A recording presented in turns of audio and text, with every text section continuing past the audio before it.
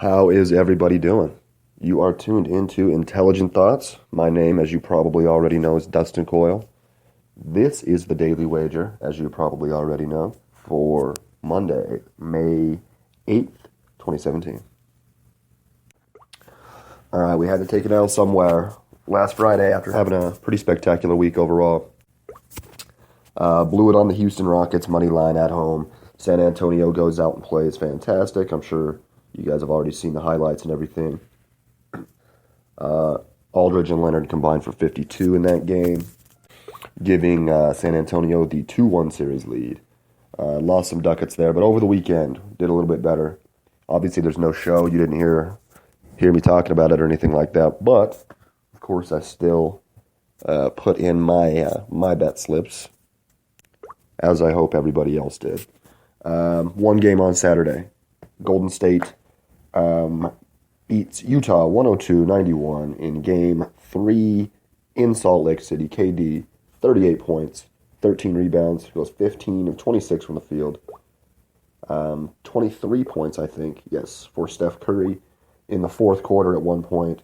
The two of them combined for 22 of the, I think, final 24 points that the Warriors scored in the game. Kind of really blew it out there at the very end, and kind of just shut them down at the very, very end.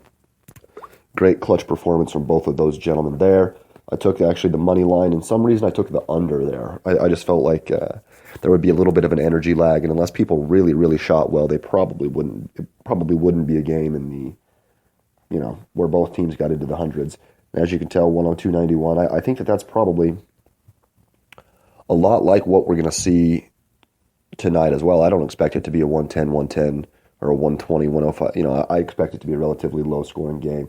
Draymond is just ratcheting his defense the fuck up, playing incredible. Pretty easy win there. Good win for Golden State. And then yesterday, we have how many games? 3? Yeah, 3 games. First game, pretty easy one to call again. Cleveland 109, Toronto 102. Kyle Lowry does not play again with the left ankle sprain. I pretty much just knew that it was going to be, without Kyle Lowry, it was going to be difficult to have the spark necessary, already being down 3-0, already seeing the graffiti on the wall, being able to, you'd have to have a masterful performance generally from somebody. A DeRozan would have to put up 40 or something like that to get that W. Didn't happen, obviously.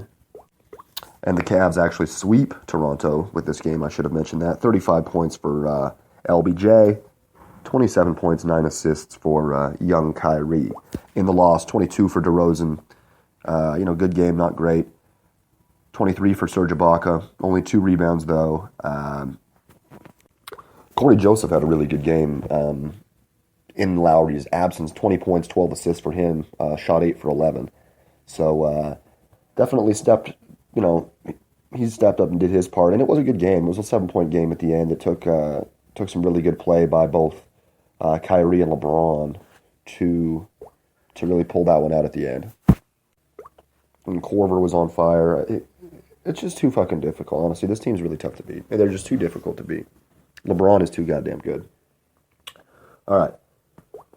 We move on to another game 4. We have the Wizards. This was another pretty easy one to pick as the home team.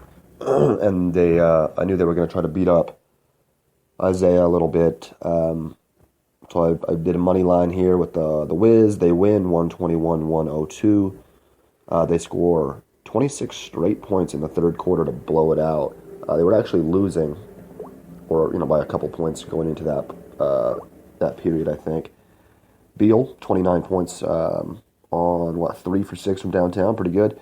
John Wall, 27 points, 12 assists. Horrible shooting, 8 for 25, but makes 9 free throws.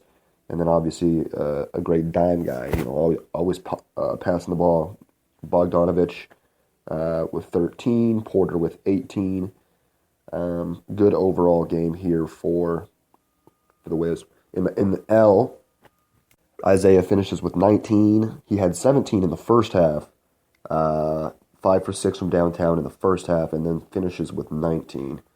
really got stifled in the second half. They really just tried to beat him up. I guess they're kind of tugging on his jerseys and shit. He's bitching that the refs aren't calling that. I knew that's what they were going to do. It's what they did to Iverson back in the day. And then another game 4. This one I did not bet on. San Antonio at Houston. Houston wins 125-104. Nene out with a groin on that one there. He like a pulled groin, I guess. He didn't return. I'm not sure what's going to be happening with him otherwise. Harden finishes with 28 points, 22 for Eric Gordon. They actually don't ever trail in the game. Kind of got hot in the third quarter and really blew it out there. They made 22. Oh, no. Yeah, they made 19. Sorry, they made 22 in game 1, 19 in this game here. Obviously, the catalyst to their success in the 2 games that they lost. I don't have the stats in front of me, but they definitely didn't shoot well at all. Definitely not 19 or 22. In the loss, Jonathan Simmons 17, Kawhi and Aldridge both have 16. Pretty average days for those two, or for Kawhi at least, I would say. Where else are we at here? All right, so that brings us to the end of, I guess, the weekend recap here.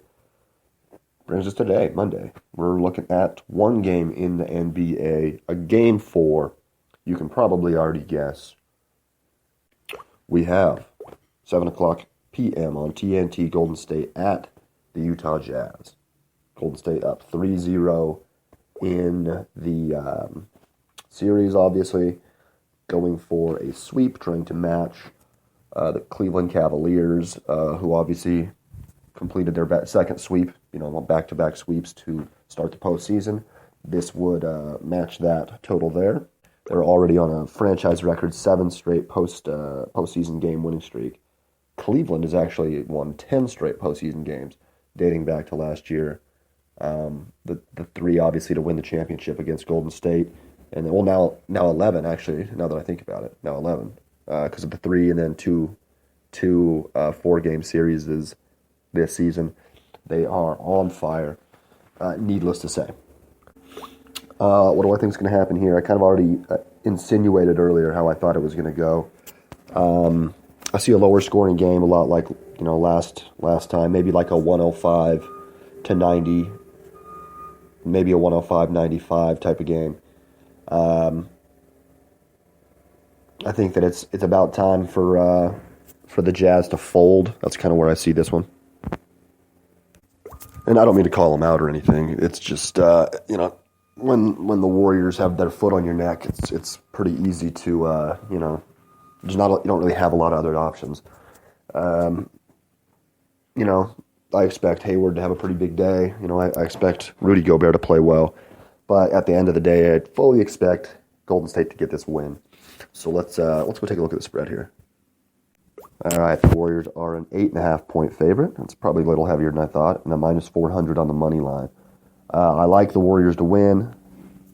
400 seems a little high. I think that's actually going to come back down. I expect some people to bet on Utah plus 330. I think that that'll come back down, and hopefully we can get the Warriors later in the day at maybe a 330, like a minus 330, or maybe a minus 350 or something like that. Pretty sure they're going to win the game. 4-1 odds, I would say it's pretty fucking likely. The Jazz really just don't seem to have an answer for that. And they're just too young. They're too inexperienced. And, it looks like George Hill's not going to play again. Another thing, over-under. 206, I like the under on that. It would be 103. Like I just said, I don't expect both teams to get into the triple digits, so I'm going to go ahead and take the under as well. And take the Warriors' money line to win the game. Alrighty. That's going to bring us to the end of the daily wager for today. Everybody get out, get your picks in. I got to do some shit. Got a busier day for myself. Hopefully everybody else has a plenty fine afternoon. And until I talk to you later, I love you.